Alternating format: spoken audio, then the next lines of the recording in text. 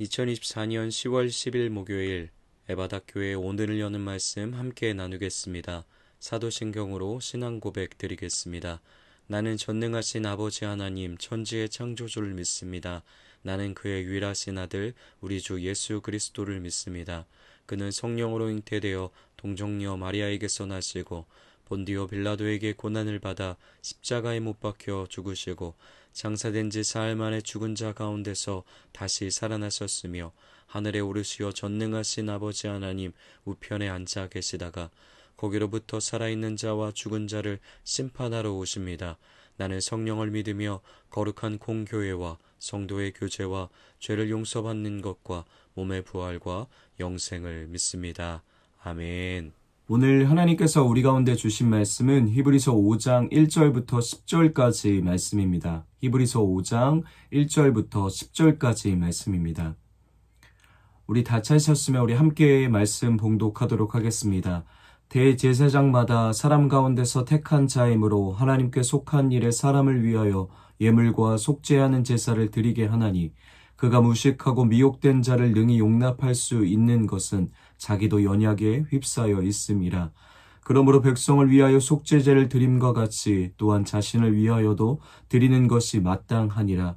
이 존귀는 아무도 스스로 취하지 못하고 오직 아론과 같이 하나님의 부르심을 받은 자라야 할 것이니라.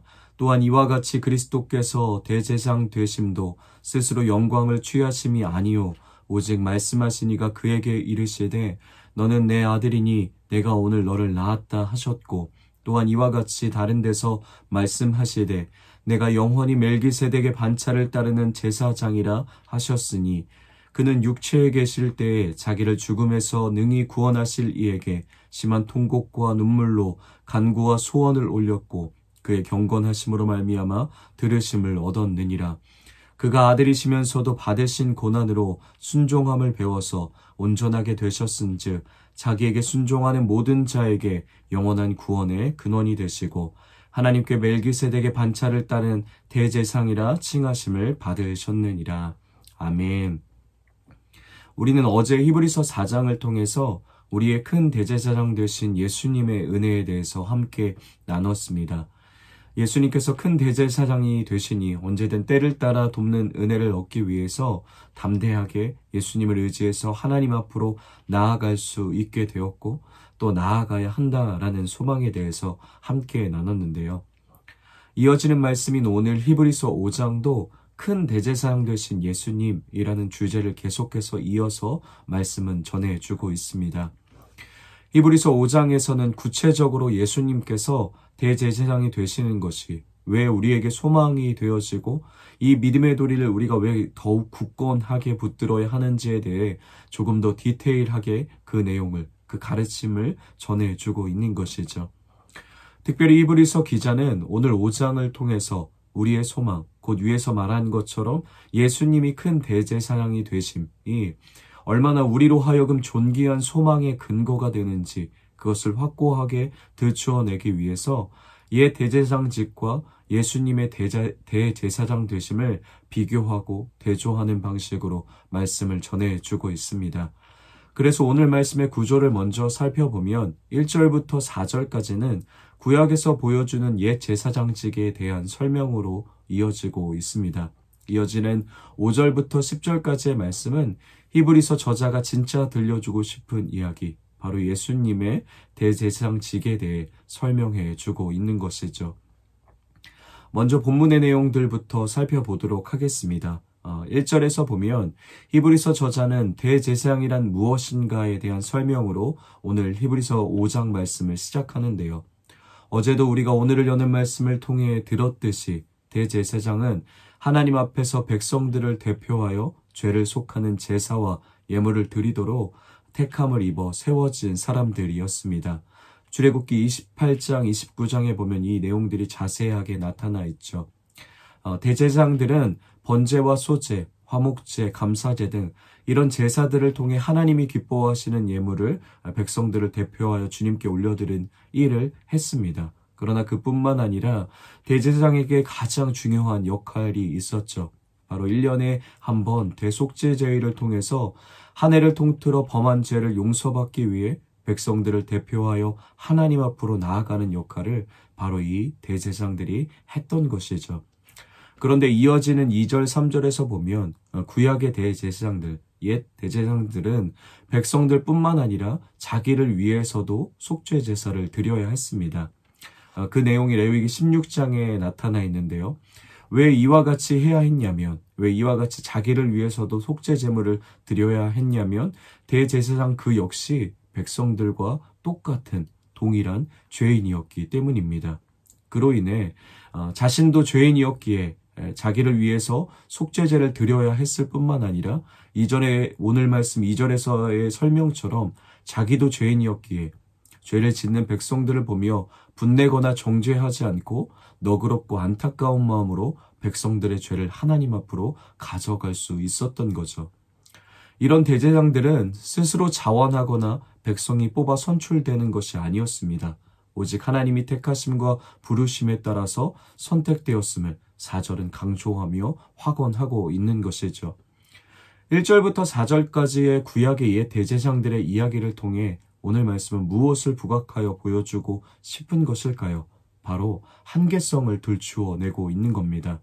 자기도 죄인인 대제사장들은 백성들의 죄를 보고 안타까워하고 또 때로는 너그러움과 동정심을 가지며 연민할 수는 있었지만 근원적으로 백성의 죄를 구하거나 하나님과의 갈라놓은 장벽을 제거할 능력이 자신에게 있지 않았음을 보여주고 있는 것이죠.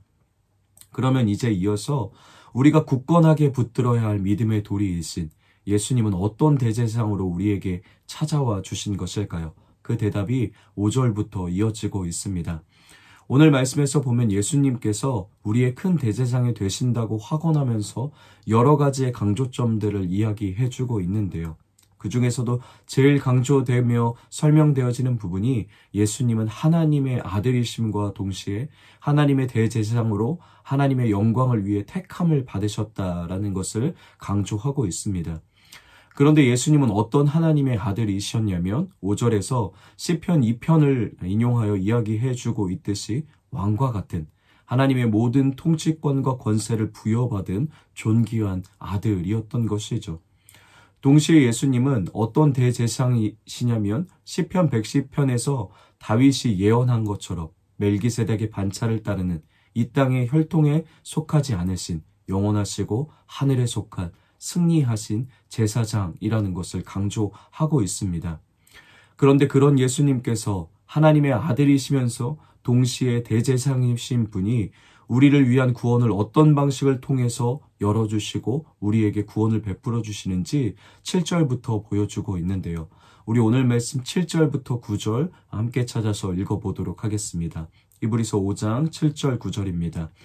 그는 육체에 계실 때에 자기를 죽음에서 능히 구원하실 이에게 심한 통곡과 눈물로 간구와 소원을 올렸고 그의 경건하심으로 말미암아 들으심을 얻었느니라. 그가 아들이시면서도 받으신 고난으로 순종함을 배워서 온전하게 되셨은즉 자기에게 순종하는 모든 자에게 영원한 구원의 근원이 되시고. 아멘. 예수님께서는 하나님의 아들이시기에 다르게 표현하자면 하나님이셨기에 스스로 죄를 사하실 필요도 속죄제를 자신을 위해 드리실 필요도 그리고 낮아지실 필요도 없는 영광 중에 계신 분이었습니다. 그러나 우리의 큰 대제사장이신 예수님은 죄로 무너진 우리를 위해서 스스로 모든 영광과 보좌를 박차고 이 땅에 우리와 같은 육체를 입고 오신 것이죠. 그리고 그분은 7절의 고백처럼 심한 통곡과 눈물과 간구와 소원을 하나님께 드리는 애절한 기도의 삶을 살아내십니다. 하나님과 단절된 인간이 처해 있는 절망을 그리고 우리의 모든 고통과 절규를 고스란히 자신이 짊어지시고 하나님 앞으로 절규함으로 고통하심으로 나아가신 것이죠. 그리고 그 끝은 십자가였습니다. 그리고 그곳에서 죽으시고 부활하심으로 그분은 죄인인 우리가 하나님께로 나아갈 수 있는 구원의 다리, 죄로 인해서 완전히 무너졌던 그 구원과 생명의 다리를 우리를 위해 다시 놓아주시는 분으로 찾아오신 것이죠. 우리는 그래서 이제 예수 그리스도를 통해 놓인 이 생명의 다리를 영원히 다시는 실패하지 않고 무너지지 않는 이 다리를 통해 언제든 하나님께로 나아갈 수 있게 된 겁니다. 그래서 라틴어 성경에 보면 대제사장이란 단어를 교량을 놓는 자, 그 다리를 놓는 자라는 표현의 단어로 그 대제사장을 표현하고 있음을 우리는 볼 수 있는데요. 그런데 우리가 조금 더 집중해서 살펴봐야 할 지점이 있습니다. 예수님께서 우리의 큰 대제사장이 되어주셔서 위에서 설명한 것처럼 구원의 다리를, 근원적으로 하나님께 나아갈 길을 주님이 열어주셨습니다. 그리고 큰 대제사장은 우리의 그 구원의 다리가 되어주셔서 우리는 예수님을 통해 언제든 하나님 아버지의 사랑을 누리고 느낄 수 있는 것이죠. 그런데 그 예수님의 모습을 설명하면서 특이한 표현 하나를 오늘 히브리서 5장은 강조하고 있는데요. 그것이 8절과 9절에 나타나 있습니다. 예수님께서 고난을 통해 순종을 배우셨다라는 표현이 바로 그런 문장입니다. 무슨 말일까요? 그전에는 예수님이 순종을 모르셨는데 고난과 십자가를 통해 하나님께 순종하는 법을 배웠다라는 의미의 말일까요? 그런 의미는 아닐 것입니다. 이 말은 예수님께서는 우리와 동일한 육체와 육신을 입고도 십자가를 통해 그리고 그분의 모든 삶을 통해 순종이 무엇인지를 보여주셨다라는 의미입니다. 고난 가운데서도 핍박 가운데서도 우리와 같이 이 땅의 현실을 동일하게 살아가면서도 예수님께서는 어떻게 하나님을 신뢰하며 살아가야 하는지 손수 보여주셨습니다. 또한 하나님의 아들이 제일 되는 목적은 바로 자신의 기쁨과 위로가 아니라 하나님의 영광을 택하는 것임을, 그 순종의 삶을 손수 삶으로 우리 예수님이 보여주신 것이죠. 그리고 그 순종의 삶의 절정은 바로 십자가였던 겁니다. 예수님은 어떤 두려움과 고통의 상황 속에서도 주일에 우리가 함께 들었듯 가야 할 길이 땀이 피가 되도록 또 피가 되도록 흘리며 가야 하는, 기도해야 하는 고통스럽고 심히 괴로운 아픈 시간들이 앞으로 펼쳐질지라도, 그래서 당장이라도 때로는 도망치고 포기하고 싶은 상황의 도전이 찾아오더라도 예수님은 그 가운데서 하나님의 뜻을 택함을 우리 가운데 보여주셨습니다. 큰 대제사장 되신 예수님은 오로지 이 길을 지나 우리에게 구원의 확증이, 구원의 근거가 되어주신 것이죠. 모든 통치권과 권세를 부여받으신 하나님의 아들이신 예수님이 오직 하나님의 영광에 의해 우리를 위한 큰 대제사장으로서의 역할을 감당하시기 위해서 순종함으로 낮고 낮은 이 땅에 오셨고, 순종함으로 모든 삶을 살아내셨고, 순종함으로 십자가를 끝까지 지셨습니다. 오늘 이 말씀이 오늘을 살아가는 우리에게 어떤 하나님의 메시지를 간직할 수 있게 하는 것일까요? 먼저 어떤 한계도 없는, 어떤 제한도 없는 큰 대제사장이 우리와 함께 하심이 다시 한번 우리에게 소망의 소식으로 전해지는 것 같습니다. 우리가 어떤 실패의 자리, 어떤 연약함의 자리에 있던 상관없이 우리를 반드시 하나님께로 회복시켜 놓으실 수 있는 큰 대제사장이신 예수님이 오늘도 우리와 함께 하고 계신 것이죠. 그분이 영원히 우리와 함께 하시며 무너졌던 구원과 회복의 다리를 놓아주십니다. 우리로 하여금 그 다리를 지나 아버지의 사랑을 마음껏 경험하며 누리는 자리로 초대해주고 계신 것이죠. 그분의 이 회복의 역사는 결코 오늘도 멈추지 않고 있습니다. 그 제사장을 의지해서 오늘도 그 생명의 다리를 지나 구원의 교량을 지나 하나님의 사랑을 경험하는 저와 여러분이 될 수 있길 예수님의 이름으로 축복합니다. 그러나 또한 우리는 기억해야 합니다. 우리의 대제사장 되신 예수님이 주시는 구원은 단순히 죽음에서 생명으로 옮겨지는 일, 하나님의 품에서 위로와 사랑을 느끼는 일에만 멈춰져 있지 않습니다. 그분이 손수 삶으로 그리고 십자가를 통해 앞서가시며 순종으로 보여주셨듯이 우리도 우리 삶 속에 어떤 고난과 핍박과 유혹 속에서도 나의 기쁨과 위로가 아니라 하나님의 영광을 택하는 순종의 삶을 오늘도 살아내야 할 것입니다. 그리고 그것이 진정 큰 대제사장 되신 예수님이 우리에게 주고 싶으신, 인도하고 싶으신 구원인 것이죠. 예수님께서는 날마다 일상에서 경험되어지는 구체적인 문제와 도전 속에서도 철저히 매 순간 하나님께 순종하며 구원의 길뿐만 아니라 순종의 길을 우리에게 삶으로 보여주셨습니다. 그분의 순종이 우리의 순종이 되도록 하시기 위해, 그리고 그분이 그 순종의 길을 지나 완전함을 이루신 것처럼 우리도 그 순종의 길을 지나 우리의 구원의 완전함에 이르도록 주님이 인도하고 초대하고 계신 것이죠. 히브리서에 따르면 순종과 상관없는 구원이란 없습니다. 오늘 하루도 언제든 큰 대장 되신 예수님을 따라 하나님의 품 안에서 마음껏 사랑과 회복과 새롭게 되어짐을, 생명을 경험할 수 있는 우리가 되길 예수님의 이름으로 축복합니다. 그리고 그 힘을 가지고 우리의 삶 속에서 예수님처럼 하나님의 영광을 위한 순종의 삶을, 나의 뜻이 아니라 하나님의 뜻을 위해 나의 영광이 아니라 하나님의 영광을 구하며 택하며 살아가는 저와 여러분이 되길 예수님의 이름으로 축복합니다. 우리 말씀을 기억하며 이렇게 함께 기도하겠습니다. 예수님을 통해 매 순간 구원의 은혜를 경험하며 예수님과 같이 순종의 삶을 살아내게 하소서. 우리 말씀을 기억하며 이러한 기도 제목을 가지고 우리 함께 기도하도록 하겠습니다. 또한 우리 가정을 위해서, 교회와 나라를 위해서, 또 온 세계를 위해서 기도할 때도 이런 큰 대장 되신 예수님을 통해서 하나님의 품 안으로 모두가 구원과 회복을 경험하며 순종의 열매를 맺는 우리의 가정이, 교회가, 또 나라와 열방이 될 수 있도록 우리 함께 기도하도록 하겠습니다. 오늘 공동체 기도는 우리 이기영 목사님을 위해서 우리 함께 같이 기도하도록 하겠습니다. 개인의 기도 제목, 내 삶에 늘 함께 하시는 하나님을 누리며 경험하며 신뢰하며 살아가게 하소서. 가정을 위한 기도 제목, 따뜻한 하나님의 품같이 서로를 품으며 주변에 사랑을 나누는 가정 되게 하소서. 삶의 현장을 위한 기도 제목, 하나님께서 이루어 가시는 일들을 겸손히 믿음으로 바라보며 맡겨진 자리에서 성실함으로 살아가게 하소서. 교회를 위한 기도 제목, 하나님께서 세우신 교회 곳곳과 마음마다 주시는 은혜와 사랑이 말씀과 기도와 교제를 타고 흘러가게 하소서. 사회와 나라 온 세계를 위한 기도 제목은 소외되고 도움이 필요한 이들을 먼저 생각하는 사회가 되게 하소서. 변화와 예측 못할 일들이 많을 때에 여전히 일하시는 하나님 나라의 소망이 세계 곳곳에 가득하게 하소서. 이런 기도 제목을 가지고 계신데 우리 이기영 목사님을 오늘 하루 올려드리며 또 축복하며 우리 함께 같이 기도하도록 하겠습니다. 또 이기영 목사님의 건강과 또 사역과 또 우리 교회의 사역, 정순환 사역뿐만 아니라 또 지금 계속 섬기고 있는 우리 다세연을 위해서도, 그 사역 위해서도 우리 함께 축복하며 기억하시며 우리 기도하도록 하겠습니다.